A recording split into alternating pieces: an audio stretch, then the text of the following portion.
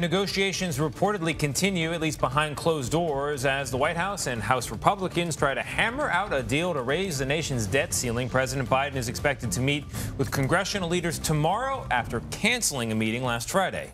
Joining us now is Alex Gangitano. She is a White House reporter for The Hill.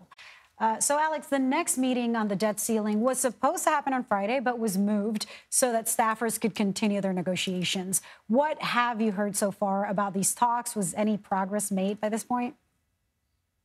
Yeah, it's a good question. We're hearing kind of two different sides of the story when it comes to how these staffer conversations have been going. On the one hand, the White House is saying that they've been constructive. And of course, the president said this weekend that he's optimistic that both sides want to get something done.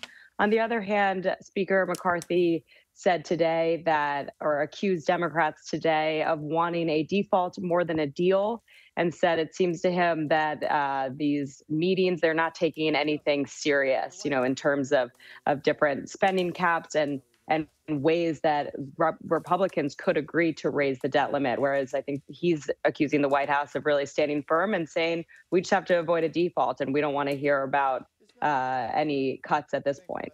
Well, Alex, it seems we've reached that stage in the political negotiations where each side questions the motives of the other side. I don't know where that is exactly in the spectrum or the continuum toward a resolution. Are we getting closer? Does it feel like this could impact the president's trip to Japan? Will he keep going to that? Where are we on the trajectory? As a Washington reporter, as someone who knows it a hell of a lot better than me, where are we on this trajectory?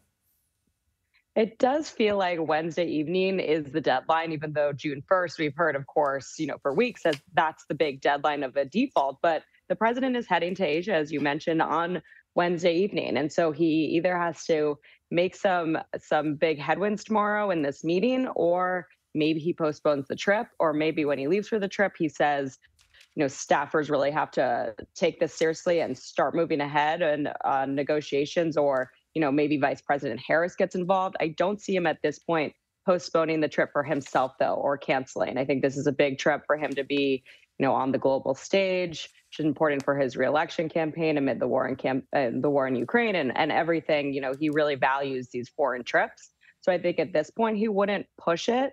But of course, with that deadline looming, Congress is headed for recess. They really need to make some progress over the next 2.5 days. And right now, it looks like progress isn't being made. One thing, though, that is a point of leverage that the president kind of floated last week was using the 14th Amendment and doing this unilaterally. And I think if he floats that again publicly, which we might see him do tomorrow, that could put the ball again in McCarthy's court. And he doesn't want to be, the reason for a default. Wow. Alex Gangitano, thank you so much for that breakdown. Thank you.